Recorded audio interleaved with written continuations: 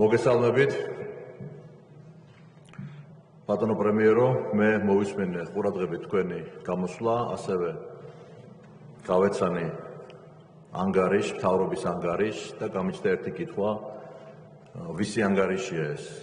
არის პრემიერი გახარიას ანგარიში, რომელსაც თქვენმა პარტიამ მოღალატე უწოდა, რომელიც სულ 3 თვის მერე, რომელმაც დატოვა თანამდებობა, თქვა რომ კორუფცია სისტემაში და ნეპოტიზმი, იზიარებთ თუ არა თქვენ ამ მდგომარეობას და თუ იზიარებთ, მაშინ რატომ ერთი სიტყვით მაინც არ თქვით აი ამ სისტემური ყველაზე დიდი პრობლემის, რომელიც ახერხებს ჩვენ წინსვლას, პრობლემის შესახებ, რომელიც არის კორუფცია, რომელსაც ქვია ნეპოტიზმი. მე ამ ანგარიშს, როგორც ჩემ წინა გამოსვლაში დავარქვი გაშვებული შესაძლებლობების ანგარიში, ისევე როგორც გაშვებული შესაძლებლობების ქვეყანა.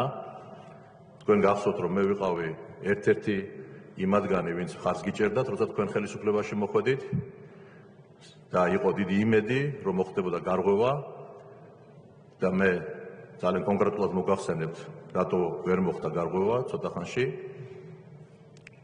იმიტომ რომ ვერანაირი დიდი იდეა ამ ქვეყანაში თქვენ ვერ განახორციელებთ, გულისხმობ თქვენ, გახარიას წინამთავრობას და თქვენ ხელმძღვანელს ბატონ ივანიშვილს.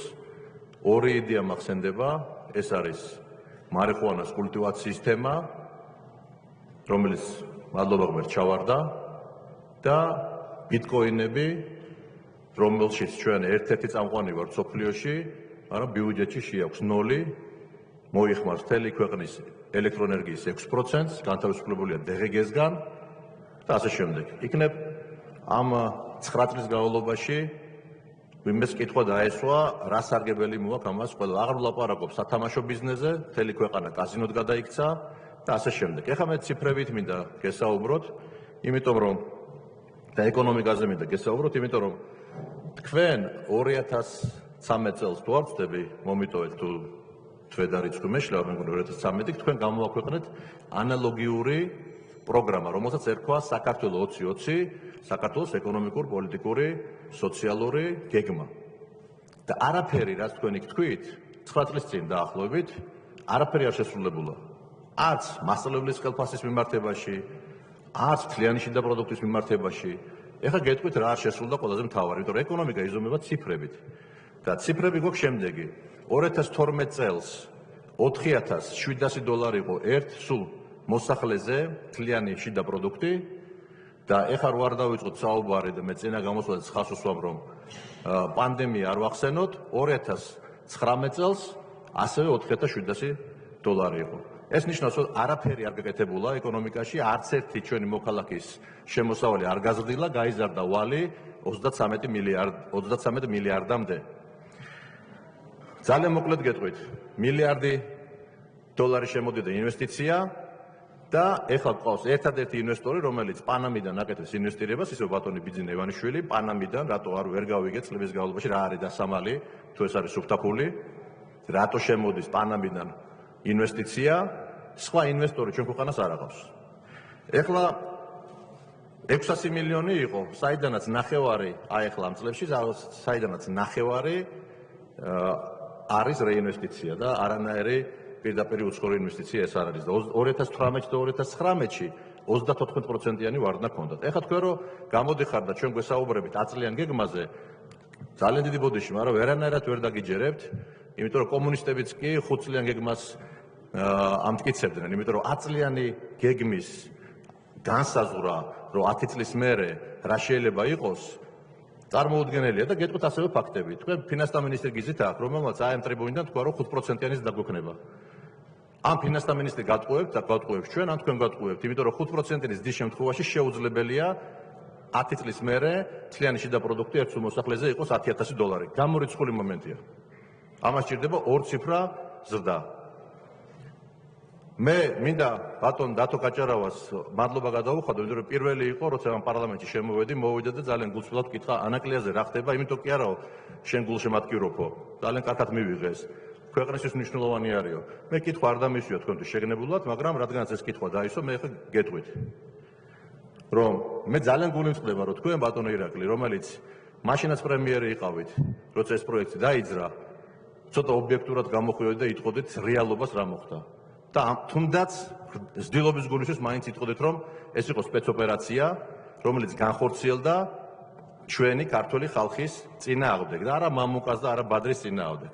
მაგრამ მამუკა და ბადრის წინააღმდეგ გავლით, იმიტომ რომ თქვენ ჩვენი ანგარიშები დააყადაღეთ და დღესაც დაყადაღებულია იმ ადამიანების, რომელსაც ჰქონდა მოზიდული ათეულობით მილიონი დოლარი და რომელსაც უნდა დაეფინანსებინა მიმდინარე ოპერაციები ანაკლიაში. დაგვიყადაღეთ დღესაც დაყადაღებული ანგარიშები და მე უბრალოდ დათოს მინდა უთხრა, რომ დათო არაჩვეულებრივი სპორტსმენი ხარ, შენ რო ხელები შეგიკრას ვიმენ და მოედანზე გაგიშვას, მითხარით დადებ თუ არა ლელოს.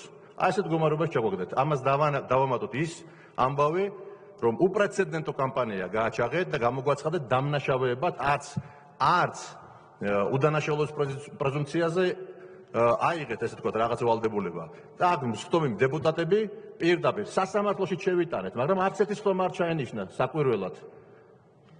გავასაჩივრეთ ჩვენ ეს ბრალდება. აქ არესწრება ერთ-ერთი თქვენი ლიდერი და 2 წელი გავიდა და საერთოდ არ ჩანიშნულა სასამართლო. ამიტომ მოდით ახლა გამოსავალს გეტყვით ბატონო ირაკლი. თქვენ აქ ეკონომიკის მინისტრი გესწრება და სიმართლე გითხრათ, ერთ-ერთი ადამიანი იყო, რომელიც სულ ცდილობდა მაშინ, მაგრამ ეხლა ვერ ცდილობს, იმიტომ რომ პოლიტიკური ნება არ გაგაჩნიათ, რომ რაღაცა გამოსულიყო ამ პროექტიდან.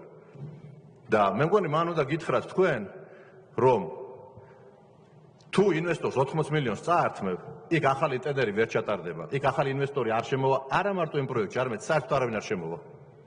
ამიტომ გამოსავალი არის, რომ სასწრაფოდ მე 2 წელი არა ვარ ამ პროექტში, კიდევ ერთხელ ხავს უსვენ და მამუკა ხაზარაძეს რომ მომმართებს თქვენ ანაკლიაზე აბსოლუტურად გაუგებარი იყო. ამიტომ ეს არის უმნიშვნელოვანესი პროექტი ჩვენი ქვეყნისთვის, როგორც კარიბჭე, კავკასიის კარიბჭე მსოფლიოში. ამიტომ შეხვდით სასწრაფოდ ინვესტორებს, შეაჩერეთ ის საერთაშორისო დავა, რომელიც ვაშინგტონში და ჟენევაში მიდის, გააფორმეთ შერიგების კონტრაქტი და ამის მერე ინვესტორებიც გამოჩნდებიან. ეხლა როცა ლაპარაკია სხვა პარამეტრებზე, განათლებაზე მინდა 1-2 სიტყვა გითხრათ. მინისტრი, რომელიც აქ არის, მან გითხრათ, რომ პიზას მონაცემებით ბოლო გამოკვლევით 80 ქვეყანაში 72 ადგილზე ვართ წაკითხulis ახსნის თვალსაზრისით. მან გითხრათ, რომ 30% ჩვენი ბავშვების პანდემიის დროს და უფრო მეტი ვერ იღებდა ნორმალურ ინტერნეტს, არ ქონდათ უბრალოდ მოწყობილობა რომ ეს მიიღოთ. მეორე ფაქტი, UNICEF-ის მონაცემებით თქვენ პრემიერი გადააყენეთ რამოდენიმე წლის წინ და თქვით რომ 70,000 ბავშვი შიმშილობს თურმე ქვეყანაში და თქვენ ლიდერს თურმე იმ ღამეს არ ეძინა. უბრალოდ სირცხვილის გზნობა არა გაქვთ რა, აი წინა პრემიერებს თქვენ რომ ეს მონაცემე კი არ გაუმჯობესებულა, გაუარესდა და ეს თქვენ თქვით, რომ უკვე 500,000 გადააჭარბა სოციალური დახმარების, ეს არის უპრეცედენტო ციფრი, სოციალური დახმარების, ესე თქვათ, რაოდენობა. მე მინდა მართლმსაჯულებაზე არ გავჩერდები, უბრალოდ დრო არ მაქვს ამდენი. მე სხვადასხვა დავინტერესდი და ჩავედი თქვენი მოხსენების მერე დედოფლის წყაროში, საიდანაც თქვენ ბრძანდებით ულამაზეს მხარეში და დამხვდა ისევე როგორც ერთ დროს ჩავედი საჩხერეში, როცა თქვენ წინა პრემიერი ამბობდა, რომ საქართველოს უნდა იყოს საჩხერიზაცია და მე ძალიან მძიმე შთაბეჭდილებით დავბრუნდი. ძალიან მძიმე, პარკი არ არსებობს, ტბები დამშრალი, ბავშვებს სათამაშო არ აქვს და პატრონი ყავს აქ, რომელიც თავის საქმეებს ხედავსო, დეტალებში აღარ წავალ.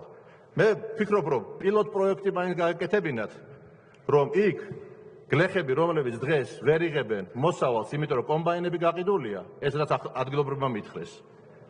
და მოსავალი, იმიტომ რომ ძველი ტექნიკა 10% მარტო აღებაში, ესე თქვათ, ეკარგებათ. აქვე მინდა გითხრათ სოფლის მეურნეობაზე. ჩვენ ხო ღვინის ქვეყანა ვართ. და როგორ შეიძლება, რომ ღვინო საქართველოში საექსპორტო, როცა პატაკი მიდის, რომ ჩვენ გავზარდეთ ღვინის ექსპორტი. რაოდენობრივად და ფასის თვალსაზრისით რა დაემართა ღვინოს? $3 და 30 ღირდა და $2 ჩამოვიდა, $2 და 20 ცენტი ჩამოვიდა საექსპორტო ფასი. ეს ისიც რას ნიშნავს? ღირებულებათა ჯაჭვთა სისტემაში. ეს ნიშნავს, რომ გლეხი ზარალდება საბოლოო ჯამში, ისევე როგორც ყველა ამ ფასის მონაწილე სუბიექტი. ეს ნიშნავს, რომ ჩვენ ქვეყანა, რომელსაც აქვს ქვევრი 8000-წლოვანი ისტორია, ჩავდექით მას მარკეტის ყველაზე იაფ ღვინოების სეგმენტში. გავაგრძელებ. მე მინდა რომ არ დაგჭირ შტაბ-ეცილება რომ მარტო გაკრიტიკებთ, მაგრამ აქვე გეტყვით, ინფრასტრუქტურული პროექტები წამოვიღე სპეციალურად, ეს ღია ინფორმაცია, არც ერთი ინფრასტრუქტურული პროექტი, ბატონო ირაკლი, შემიძლია ესეა გაჩვენოთ და თქვენ მინის შეუძლიათ, არ გაკეთებულა თავის დროზე. პროექტები, რომელიც უნდა დამთავრებული იყო 2019-ში, 2020-ში გადავადებულია 2024-ისკენ.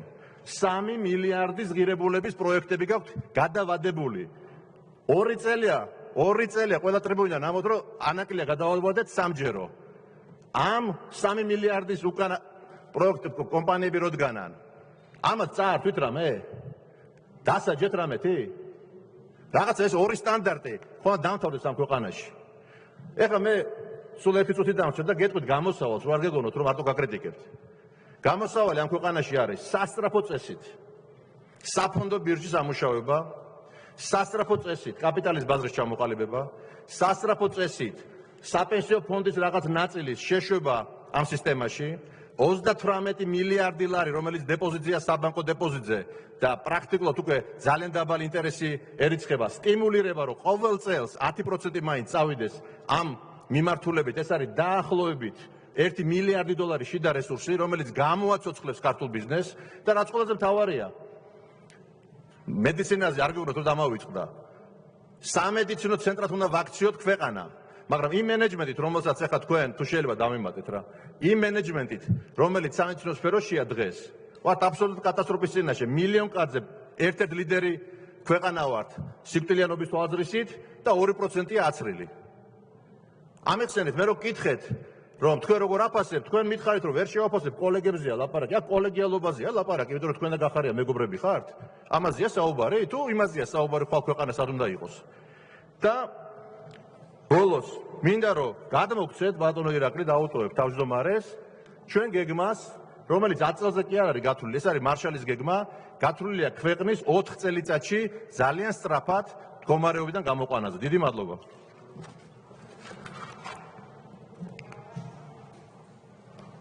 მადლობა ბატონო მამუკა. შემდეგი გახლავთ საპარლამენტო